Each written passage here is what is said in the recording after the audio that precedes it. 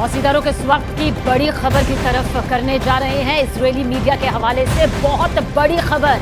Israel के अखबार times of Israel ने दावा किया है कि इजरायल की आर्मी वॉर कैबिनेट पर यह दबाव डाल रही है कि उन्हें जल्द से जल्द गाजा में घुसने की इजाजत दी जाए। और उसके बाद इजरायल की सरकार की तरफ से यह बयान दिया गया कि सेना और सरकार के बीच पूरा समन्वय है। आपको जानकारी दे दें कि 2 हफ्तों से गाजा के बॉर्डर पर इजरायल के टैंक खड़े हैं, मौजूद हैं, लेकिन अभी तक उनको अंदर जाने की इजाजत नहीं मिली है। ये बहुत बड़ी खबर है। इजरायल डिफेंस फोर्स का मानना है कि बंधकों को छुड़ाने के लिए वार्ता की वजह से ऑपरेशन में ये पूरी देरी हो रही है। यहाँ ये जानना भी जरूरी है कि अमेरिका, फ्रांस समेत यूरोप के कई देशों ने इजरायल से अपील की है कि बंधकों की रिहाई बहुत जरूरी है।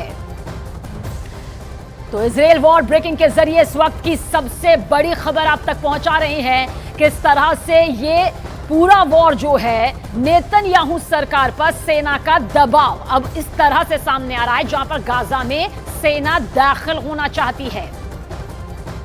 इजरायल के रक्षा मंत्री ने कहा कि युद्ध कई महीने तक लंबा खिंच सकता है, लेकिन यह युद्ध कितना खतरनाक होने जा रहा है इसकी पहली तस्वीर अब सामने भी आ चुकी है। इजरायल की डिफेंस फोर्स के कुछ सैनिकों ने गाजा के अंदर छापा मारने की कोशिश की, लेकिन उनको भारी नुकसान झेलना पड़ा। इजरायल की वॉर टेक्नोलॉजी दुनिया में बेस्ट मानी जाती है, यानी कि सबसे बेहतरीन। इसमें कोई शक भी नहीं है, कोई दो राय भी नहीं है। लेकिन असली लड़ाई तब होगी जब हमास और इजरायल के सैनिकों का पूरी तरह से आमना सामना होगा।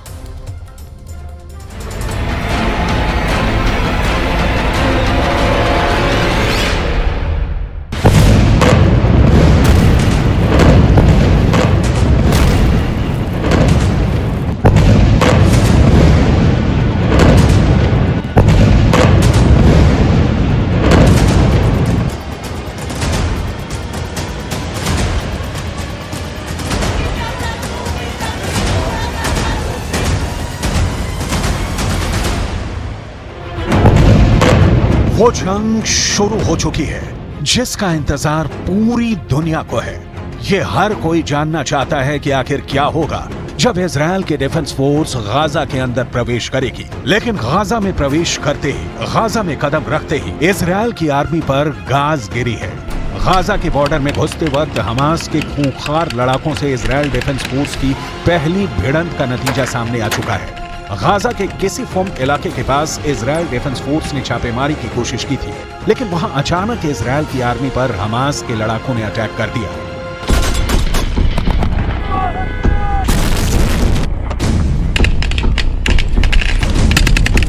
हमास के लड़ाकों ने इजरायल के मरकावा टैंक पर एंटी टैंक मिसाइल लॉन्च कर दी, जिसमें एक इजरायली सैनिक मारा गया है और कई घायल हुए हैं। गाजा को हमास ने एक ऐसा किला बना दिया है जिसको जीतने के लिए इजरायल को भारी कुर्बानी देनी पड़ सकती है, और ये बात पहली खतरनाक खूनी झड़प से समझ में आ रही है।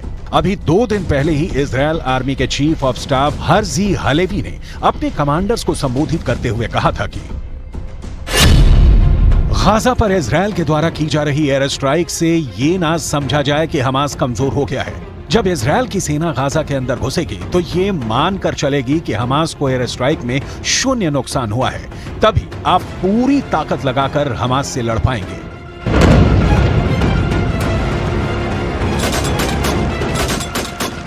इजरायल के चीफ ऑफ आर्मी स्टाफ की ये बात सही होने में सिर्फ 2 दिन का वक्त लगा, और ये नजर आ गया कि अभी भी गाजा की जमीन पर हमास की पकड़ कितनी मजबूत है। गाजा के अंदर घने इलाकों की गलियों में कैसे खून खराबा होने वाला है, इसकी पूरी तस्वीर समझना जरूरी है। गाजा की गलियों में सीना ऐसी सजी हुई है, अगर इजरायल की सेना गाजा में घुसी तो उसका सामना गाजा के इन लड़ाकों से होगा।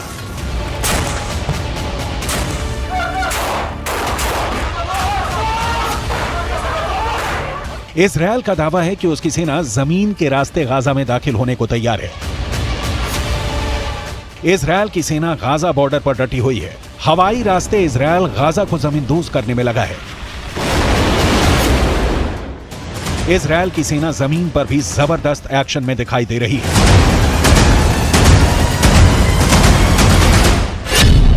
इजरायल की सेना की योजना मरकाबा टैंक के साथ गाजा की गलियों में दाखिल होने की है। इजरायल का मरकाबा दुनिया का सबसे सीक्रेट टैंक के रूप में पहचाना जाता है, जिस टैंक के खिलाफ अचूक मानी जाने वाली मिसाइल भी नाकाम हो जाती है। लेकिन गाजा का दावा है कि वो इन टैंकों को भी फोड़ सकता है। इजरायल की सेना जमीन के रास्ते गाजा में किसी भी वक्त दाखिल हो सकती है, लेकिन गाजा भी उनको मुंहतोड़ जवाब देने के लिए तैयार है। अब सवाल यह है कि गाजा में हमास इजरायल के सैनिकों का मुकाबला कैसे करेगा? इजरायल की सेना को रोकने के लिए हमास के पास और क्या है? गाजा को लेकर पूरी दुनिया इस वक्त सिर्फ 3 सवाल पूछ रही है।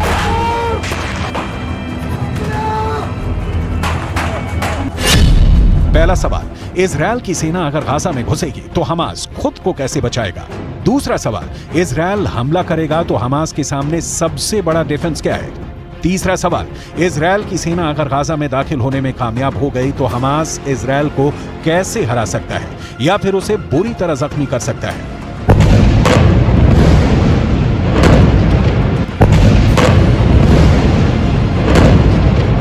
हमास की इस तैयारी को देखिए। ये तैयारी गाजा में स्ट्रीट फाइट के लिए हो रही है। इजरायल की फौज जब गाजा के बीचों बीच पहुंचने की कोशिश करेगी तो उसके सामने इस तरह का चैलेंज होगा।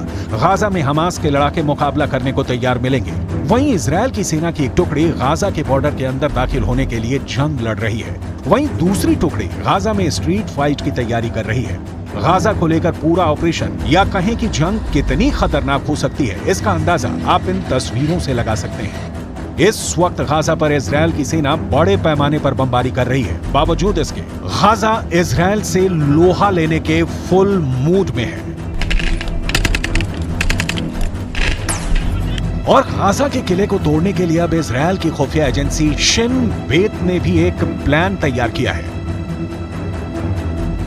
7 अक्टूबर को इजरायल के दक्षिणी हिस्से में जब हमास के आतंकी घुस गए और सैकड़ों लोगों का कत्ल किया तो पूरी दुनिया में मोसाद की आलोचना हो रही थी।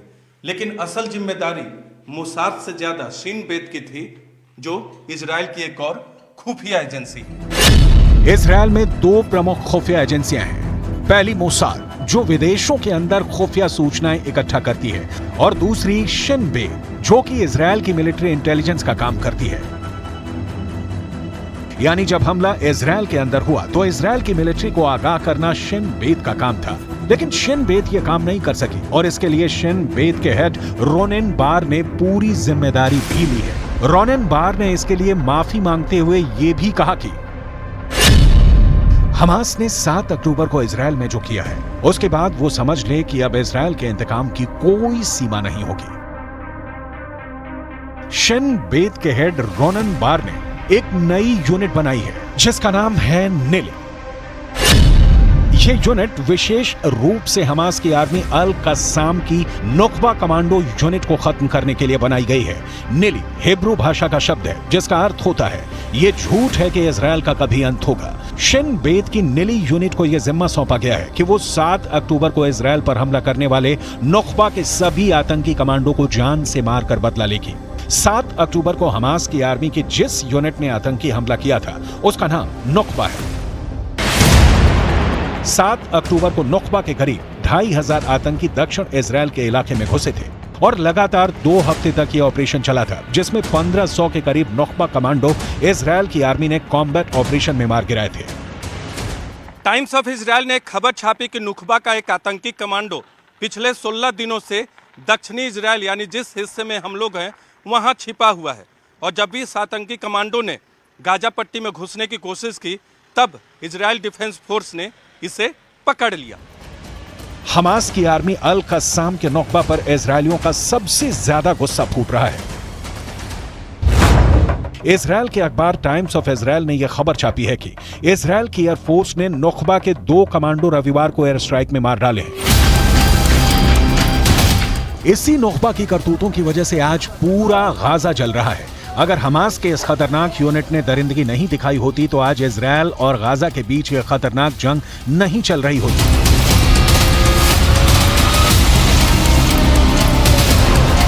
यह इस वक्त की गाजा की ड्रोन फुटेज है। ऊपर से गाजा सीमेंट की इमारतों का कब्रिस्तान नजर आ रहा है। ये घर, फ्लैट, बाजार, दुकान कभी हंसियों से गुलजार थे, लेकिन अब ये सब बियाबान हो चुके हैं।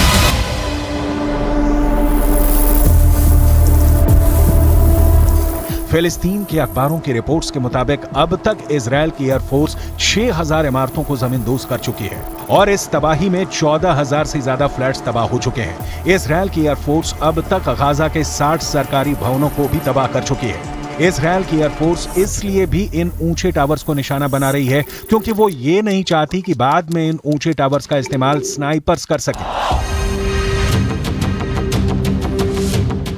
ऐसी तबाही गाजा के अंदर होगी, ये पूरी दुनिया को अंदाजा नहीं था। इजरायल के इंतकाम की कोई सीमा नहीं और गाजा के लोगों के दुख की भी इस वक्त कोई सीमा नहीं है। ये एक फिलिस्तीनी महिला है जिसने इस तबाही में अपना परिवार खो दिया है।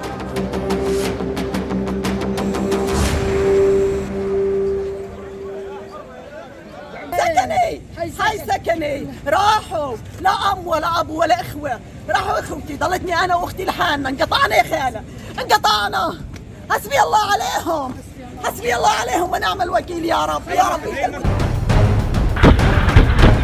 गाजा के लिए ये एक आम त्रासदी हो गई है जहां हर दिन एयर स्ट्राइक होती है, सैकड़ों लोग मारे जाते हैं। अब तक करीब 14,000 लोग घायल हो चुके हैं, करीब 5,000 लोग मारे जा चुके हैं। इनमें से करीब 2,000 छोटे बच्चे हैं और 1,000 महिलाएं हैं। हमास और इजरायल की इस लड़ाई में आम लोग बुरी तरह से पिस रहे हैं।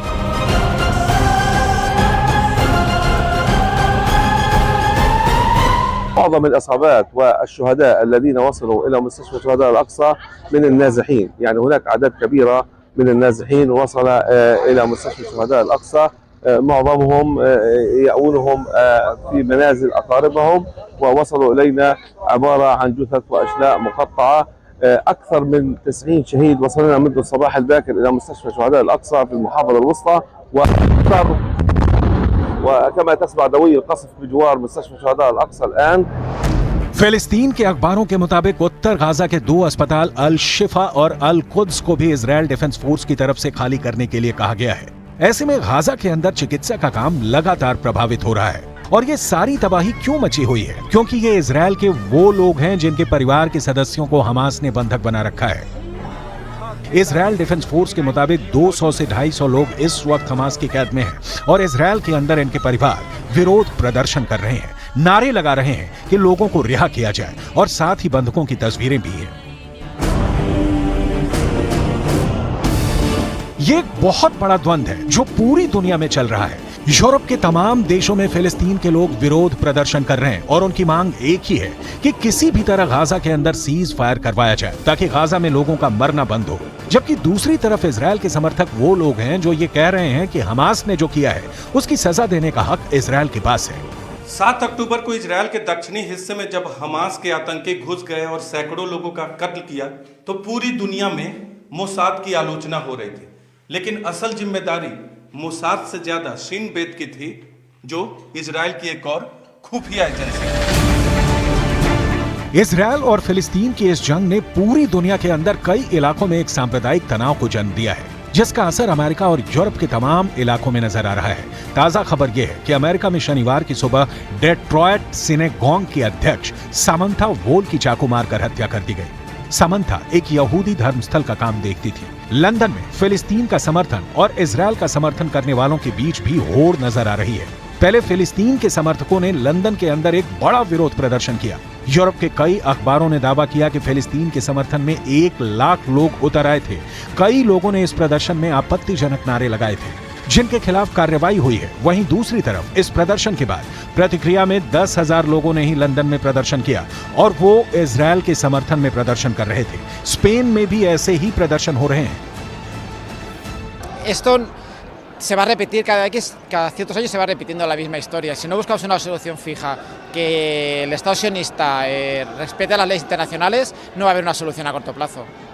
Lo que está pasando ahora pasó hace 10 años y volverá a pasar de aquí a 10 años otra vez. Spain के बार्सिलोना में एक बहुत बड़ा विरोध प्रदर्शन हुआ है। हजारों लोग फिलिस्तीन के झंडे लेकर बार्सिलोना में उतर गए।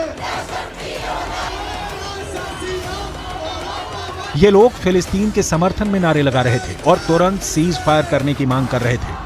No servirá para nada porque los autores de las masacres y los autores y los cómplices de las masacres no estaban, ni el Estado de Israel, ni Estados Unidos, ni la Unión Europea en general. Todos los que estaban allá son títeres no tienen ninguna autoridad, ni tienen ninguna voluntad ni pueden solucionarlo. युद्ध की विभीषिका इतनी बड़ी है कि रफा crossing के पास भी जब इजराइल के टैंक का एक फायर हुआ तो इजिप्ट में हड़कंप मच गया। बाद में इजिप्ट की फोर्स की तरफ से ये सफाई दी गई कि इजराइल ने मान लिया है कि ये फायर गलती से हुआ था। कुल मिलाकर अगर गाजा की तबाही को नहीं रोका गया तो जल्द ही पूरा वेस्ट एशिया और अरब खौलने लगेगा। गाजा में इजराइल के ऑपरेशन पर बड़ी ब्रेक लग सकती है क्योंकि अब चीन ने ऐसा कदम उठा लिया जिससे अमेरिका तक खौफ फैल चुका है। इजराइल और फिलिस्तीन के मुद्दे पर चीन ने ऐसी चाल चली जिसका बड़ा फायदा ईरान को मिलेगा। और समझ लीजिए कि अगर ईरान को इसका फायदा मिलेगा तो लेबनान में हिजबुल्लाह को रोकने के लिए इजराइल का कोई हथियार काम नहीं आएगा।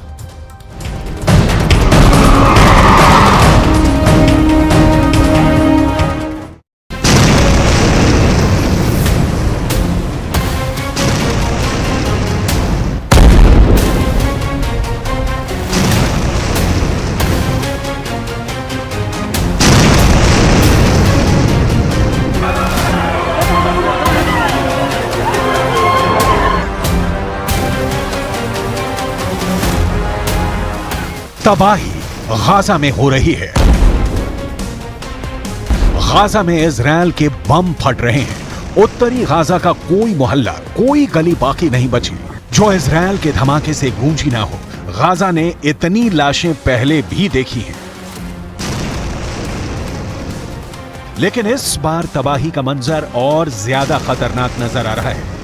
पूरे गाजा में इस वक्त बारूद की बू आ रही है। यहां की आबो हवा में बारूद घुल चुका है। इजराइल का दावा है कि उसकी एयरफोर्स गाजा पर रोज 300 से ज्यादा स्ट्राइक कर रही है।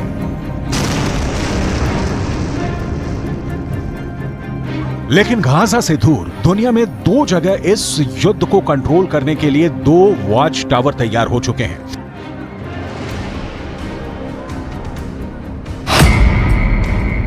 एक है भूमध्य सागर, जहां अमेरिका ने समुद्री बेड़े तैयार कर दिए हैं, और दूसरा है फारस की खाड़ी, जहां चीन ने अपने 6 जंगी जहाज तैनात कर दिए हैं।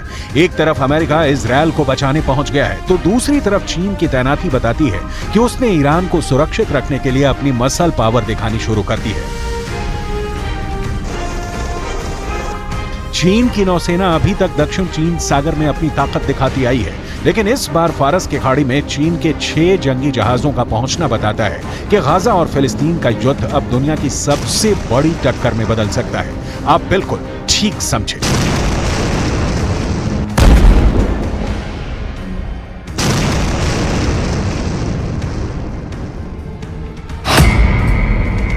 ये अब अमेरिका बनाम चीन का युद्ध भी हो सकता है। अमेरिका खुलकर इजराइल के साथ आ चुका है। अब चीन ने ईरान के करीब अपने 6 जंगी जहाज पहुंचा दिए हैं, यानी कह सकते हैं कि चीन अब ईरान के साथ है। वैसे बड़ी खबर यह भी है कि रूस के विदेश मंत्री सर्गेई लावरोव ने ऐसे अहम वक्त पर ईरान का दौरा किया है, इसलिए पुतिन ने यह भी बता दिया है कि रूस इस वक्त पूरी तरह ईरान के साथ है। गाजा में इजराइल की बमबारी को देखते हुए ईरान बार बार वार्निंग दे रहा है। इस वक्त गाजा में जितनी भी इमारतें इजराइल की बमबारी में ढहती जा रही हैं, वहां मलबे से बच्चे और बूढ़ों की लाशें निकाली जा रही हैं। ऐसी हर तस्वीर को देखकर फिलिस्तीन का समर्थन करने वाले देशों का गुस्सा उबाल खा रहा है। गाजा में इस इमारत में रेफ्यूजी रहते थे। जब इजराइल का बम यहां गिरा तो लोग लाशें गिनते गिनते थक गए। अब यहां चारों तरफ मलबा ही मलबा है। अंदाजा लगाना मुश्किल है कि इस मलबे में कितनी लाशें दबी हुई हैं।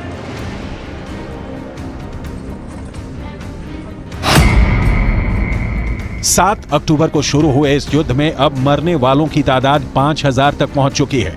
इनमें बच्चों की तादाद करीब 2000 के करीब आ गई है, जबकि गाजा में हुई बमबारी में 14000 से ज्यादा लोग घायल हुए हैं।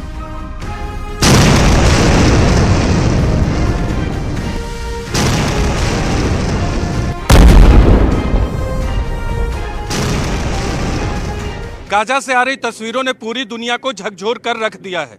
इस वक्त गाजा में दुनिया की सबसे बड़ी तबाही मची हुई है और जैसे जैसे मरने वालों का आंकड़ा बढ़ता जा रहा है, पूरी दुनिया 2 खेमों में तेजी से बढ़ती जा रही है गाजा में तबाही को लेकर। इस बीच रिपोर्ट है कि जर्मनी के स्पेशल फोर्स की एक बड़ी टुकड़ी साइप्रस पहुंच चुकी है। जर्मनी की ये स्पेशल फोर्स अब साइप्रस में अमेरिका, इटली, नीदरलैंड्स और ब्रिटेन के स्पेशल फोर्स के साथ तैनात रहेंगी। यूरोप की तरफ से ऐसी तैनाती एक तरह से नाटो को भी इस युद्ध में खींच रही है। जर्मनी की स्पेशल फोर्स CSG-9 में दुनिया की टॉप क्लास की कमांडो टीम मानी जाती है। कहा जा रहा है कि जर्मनी ने इनको इसलिए तैनात किया है क्योंकि बड़े युद्ध के हालात में पश्चिम एशिया में मौजूद जर्मनी के नागरिकों को खतरा हो सकता है और तब ये टीम उनको बचाने के लिए ऑपरेशन में लगाई जा सकती है। जर्मनी के स्पेशल फोर्स CSG-9 बहुत ही आधुनिक हथियारों से लैस होती है और ये बंधकों को रिहा कराने में काफी माहिर मानी जाती है।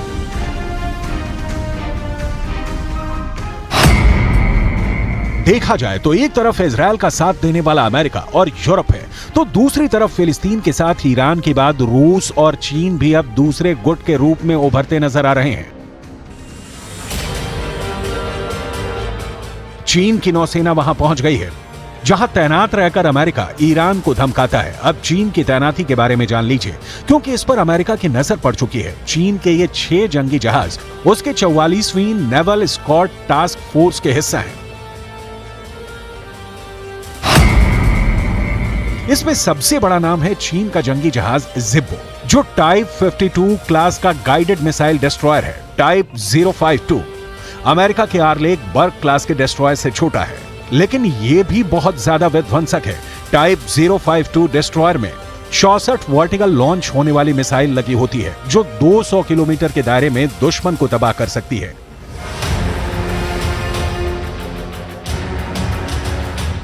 कुल मिलाकर यह चीन की तरफ से एक बड़ी स्टेटमेंट है जो उसने ईरान के पक्ष में दे दी है। चीन की यह टास्क फोर्स अमेरिका का कुछ खास नहीं बिगाड़ सकती, लेकिन इसका मौजूद होना ही एक बड़ा संदेश है। वहीं दूसरी तरफ भूमध्य सागर में अमेरिका ने बड़े ऑपरेशन के लिए 2-2 कैरियर तैनात किए हैं। ये ऑपरेशन ऐसे इलाकों में किए जाएंगे जहां से इजरायल के दुश्मनों को दूर रखा जा सके। इसलिए अमेरिका अपना जेराल्ड फोर्ड क्लास का कैरियर और आइजनहावर कैरियर को तैनात कर चुका है। अमेरिका ऐसे ही ऑपरेशन अफगानिस्तान और इराक में भी कर चुका है। ईरान को भी वो लगातार धमकी देता रहा है। इजरायल के लिए भी ये कैरियर बहुत बड़ा युद्ध छेड़ सकते हैं, उसे पूरी तरह कंट्रोल कर सकते हैं।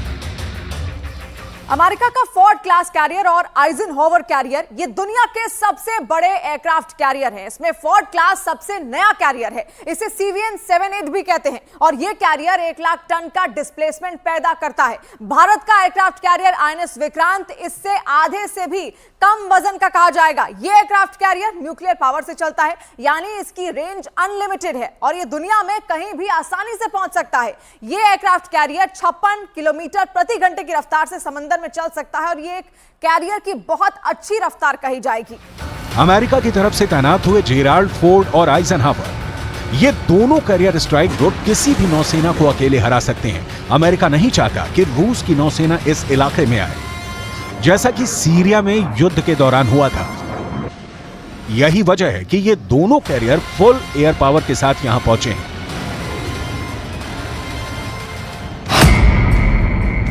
ये दोनों कैरियर ऐसे हैं जिन पर करीब 3,000 नौसैनिक तैनात किए जाते हैं, यानी ये दुश्मनों के लिए भी बहुत बड़ा टारगेट बन सकता है। दोनों एयरक्राफ्ट कैरियर पर 90 विमान और हेलीकॉप्टर तैनात किए जा सकते हैं। इनमें 75 तो सिर्फ लड़ाकू विमान है। अभी इस एयरक्राफ्ट कैरियर पर सुपर हॉर्नेट विमान तैनात है। इस पर से F-35 स्टेल्थ फाइटर भी ऑपरेट कर सकते हैं और उनको पूरी तरह से तैनात करने की तैयारी की जा रही है। इजरायल को मल्टी फ्रंट पर बचाने के लिए अमेरिका पूरी तरह से तैयार है। इसके लिए अमेरिका ने अपना F-35 फाइटर जेट भी तैनात कर दिया है। अब सवाल है कि F-35 का क्या इस्तेमाल होगा, तो जवाब है उत्तरी इजरायल और लेबनान के बॉर्डर पर इस वक्त युद्ध शुरू हो चुका है। בצפון, ביממה האחרונה, חיסלנו, כולל בשעות האחרונות, עוד חוליות מחבלים, סך הכל 8 חוליות מחבלים ביממה האחרונה, שניסו לשגר טילי נ"ט ורקטות, כאשר 7 מתוכם הרגנו עוד לפני שהצליחו בכלל לשגר. מתחילת המלחמה חיסלנו למעלה מ-20 חוליות כאלה של ארגון חיזבאללה. हिजबुल्लाह ने इजरायल के कई पोस्ट को एंटी टैंक मिसाइल से उड़ाने का दावा किया है और इसका वीडियो भी जारी किया है। वहीं इजरायल का दावा है कि उसने हिजबुल्लाह के 14 लड़ाकों को मार दिया है, जबकि हिजबुल्लाह का कहना है कि उसके 24 लड़ाके अब तक मारे गए हैं। हिजबुल्ला इस वक्त इजरायल को टक्कर देने वाला सबसे बड़ा मिलिशिया बन चुका है, जिसको ईरान की भी पूरी मदद मिलती है।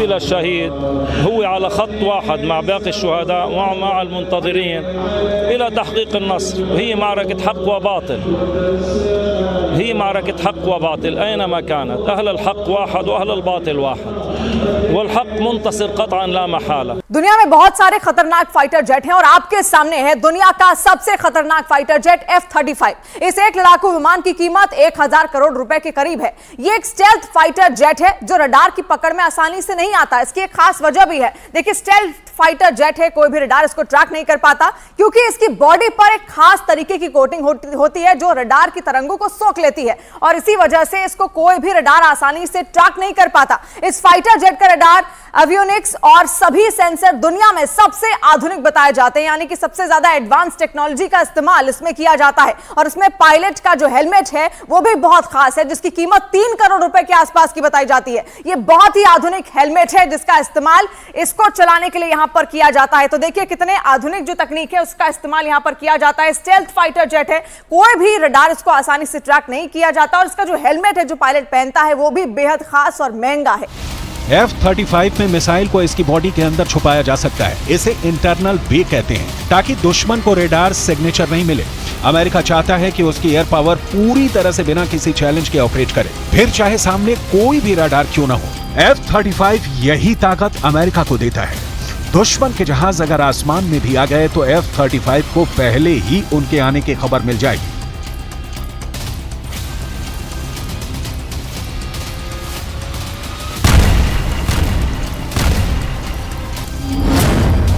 इनके विंग्स में 10 रेडियो एंटीना लगे हैं ताकि दुश्मन के रेडार की वार्निंग मिल सके। इस विमान का कंप्यूटर सिस्टम ऐसा है जिस पर दुश्मन इलेक्ट्रॉनिक अटैक नहीं कर सकता है, यानी इसे हैक नहीं किया जा सकता। इसकी अधिकतम रफ्तार करीब 2000 किलोमीटर है और ये 50,000 फीट की ऊंचाई तक उड़ सकता है।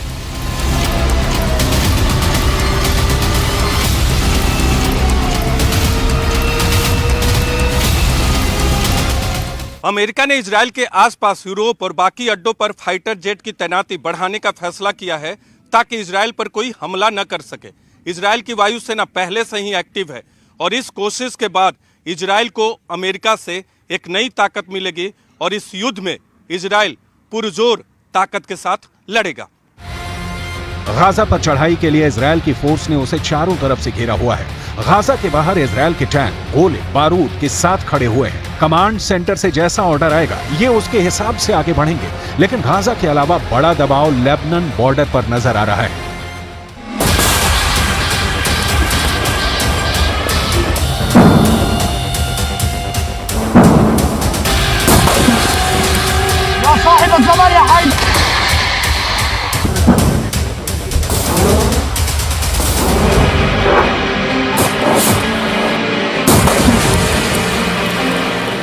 समझ लीजिए कि इस वक्त गाजा के अलावा इजरायल और लेबनान के बॉर्डर पर जो आग लगी हुई है, ये आग कब युद्ध को 10 गुना भड़का सकती है, इसके बारे में दुनिया में सिर्फ 4 लोग जानते हैं। पहले इजरायल के प्रधानमंत्री बेंजामिन नेतन्याहू, दूसरे हैं ईरान के राष्ट्रपति इब्राहिम रईसी, तीसरे हैं अमेरिका के राष्ट्रपति जो बाइडेन और चौथे हैं यूरोप से लेकर अमेरिका तक सबको हिला देने वाले रूस के राष्ट्रपति व्लादिमीर पुतिन। और अब शी जिनपिंग वो 5वें शख्स हैं जो इस युद्ध को कंट्रोल करना चाहते हैं। एक तरह से शी जिनपिंग ने अपनी नेवी को उतारकर बड़ा दावा पेश कर दिया है। चीन की नौसेना को दक्षिण चीन सागर के अलावा इतनी आक्रामक भूमिका में दुनिया में कहीं और नहीं देखा गया है। इनका पूरा कनेक्शन इजरायल और ईरान की दुश्मनी और हिजबुल्लाह को लेकर अमेरिका की तैयारी से है।